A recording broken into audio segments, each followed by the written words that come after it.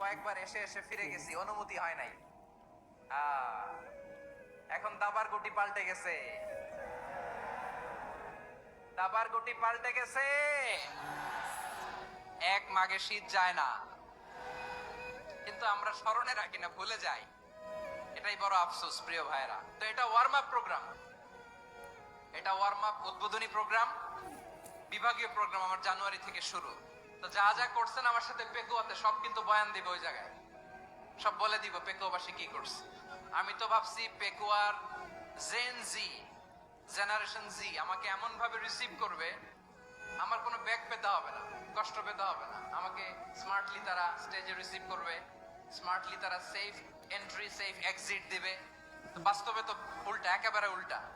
আমি জানি জায়গা নাই, ওই যে দেখছে উত্তর রেডি আছে। আমি জানি যে ধারণ ক্ষমতার অনেক বেশি লোক হয়ে গেছে, এটা আমি জানি। ভালোবাসা কোনো আইন কানুন দিয়ে মাপা যায় না, এটা আমি জানি। এটা যে ভালোবাসার বহিঃপ্রকাশ, এটাও আমি বুঝি।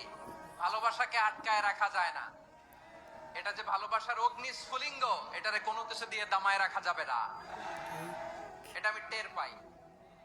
এজন্যই মনকে বুঝতে যেটা ভালোবাসা, মেহেরবানি করে অল্প কয়েকটা মিনিট একটু সুশৃঙ্খল আমার সাথে থাকতে হবে, আল্লাহর ওয়াস্তে, আল্লাহর ওয়াস্তে।